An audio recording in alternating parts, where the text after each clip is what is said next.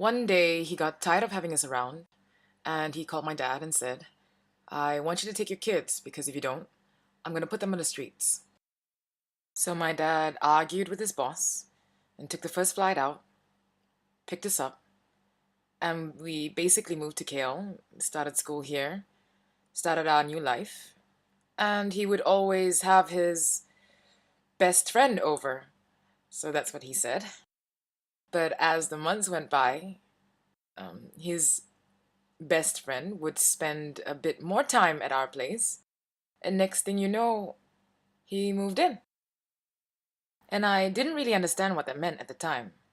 But in time, I started to, you know, grow up a bit more exposed to different things. So I kind of put two and two together, and I realized that he wasn't just my dad's best friend. I think I was about 10 years old. My dad isn't very good at like cooking or doing anything in the kitchen, so mealtime was often quite comical. I remember every day for breakfast, he would make us pretty much the same thing. Um, we would share a sandwich, two slices of gardenia bread that's sort of quartered between the four of us. And it he would use whatever spread he could find in the kitchen and mix them all up together, like jam and peanut butter and margarine and and then he would like slab them, all of it, everything onto one sandwich because, well, the rationale is that the wider the variety of taste, the better it was.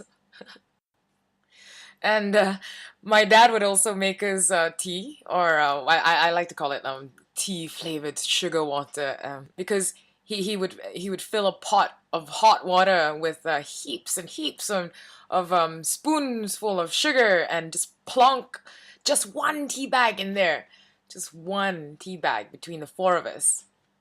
Yeah, and we'd have that. My dad would get so enthusiastic and he would call us and be like, "Come, come, let's have breakfast." But we thought it was amazing because my dad made it, right?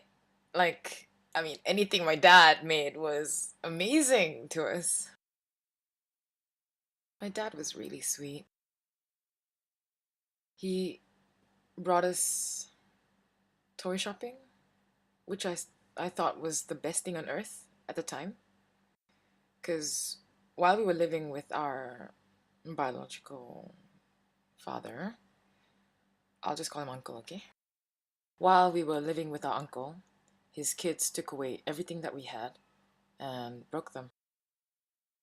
They used to send us away to this like little storeroom every time they had guests around.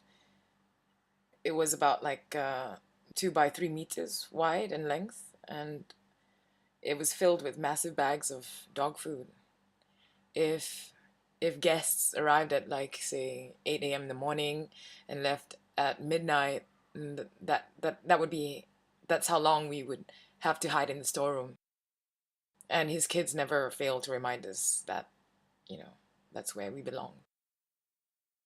They would bring food in there, and we would like play with whatever we could find.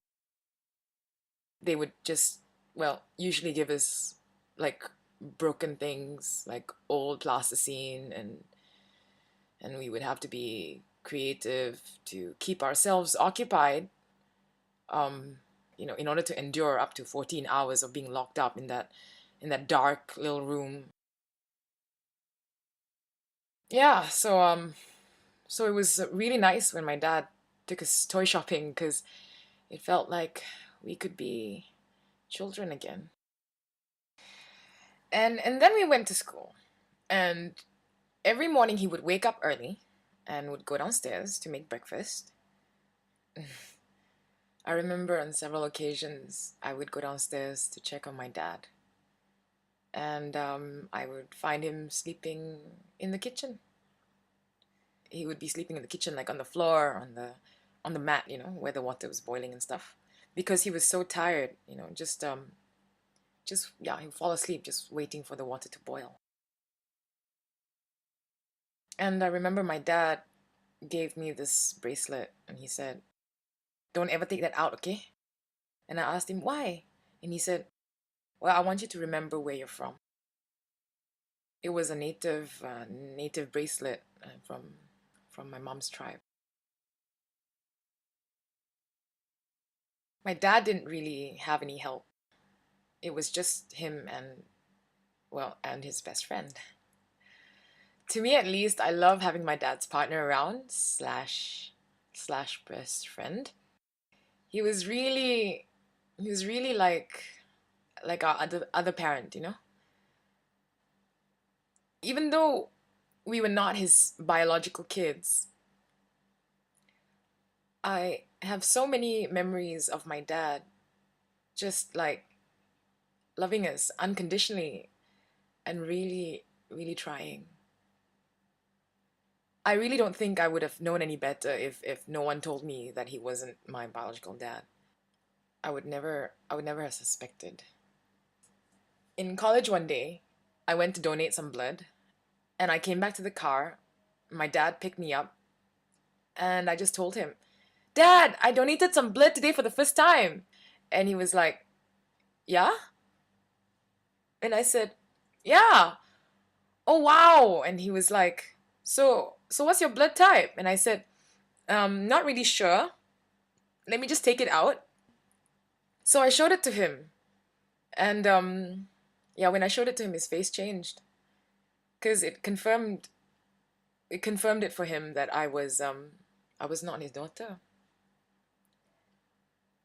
When I was a kid, he used to sit me up on his lap and like play with my fingers and toes and tell me like, "You see, this one here, it's just like daddy's one.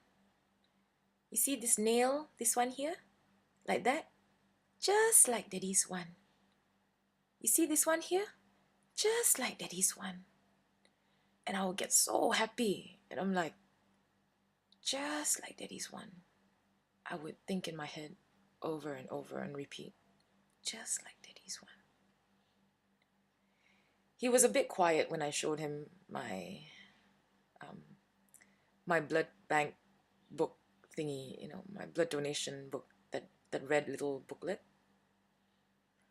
But it didn't change anything.